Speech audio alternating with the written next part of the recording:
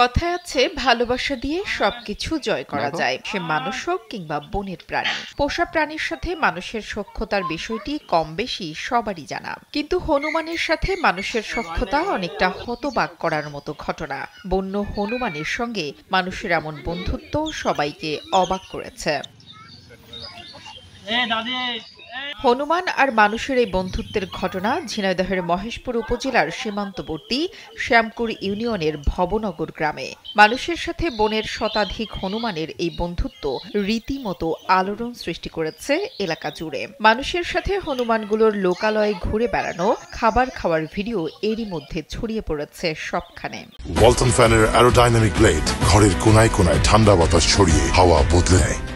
দিন যতই যাচ্ছে হনুমানের সংখ্যা কিন্তু ততই বাড়ছে।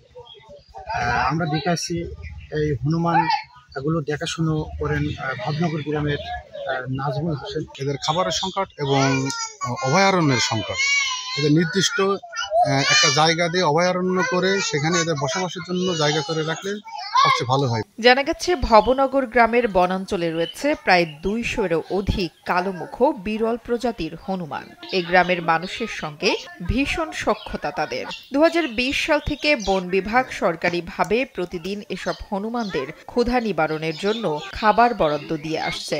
আর এই খাবার খাওয়াতে গিয়েই হনুমানদের সাথে সখ্যতা গড়ে ওঠে নাজমুল হাসান নামের স্থানীয় এক যুবকের। নাজমুলের ডাক শুনলেই কালোমুখ হনুমানগুলো লাফাতে লাফাতে ছুটে আসে তার কাছে। অনেকটা নির্ভয়েই তারা খাবার খায় নাজমুলের হাত থেকে। এছাড়াও তার সাথে হনুমানগুলোর নানা রকম খুনসুটি দেখে মুগ্ধ এলাকাবাসী। আমি যখন ওদের নিয়ে কাজ করা শুরু করি, ওদের পাশে যাই, ওদের খাবার দেওয়া শুরু করি, তখন ওরা আমাকে চিনতে শুরু করে, আমার উপরে বিশ্বাস অর্জন করতে শুরু করে। আস্তে আস্তে মানুষের সম্মুখে নিয়ে আসা, এদের সাথে একসাথে বসা, এদের খাবার দেওয়া।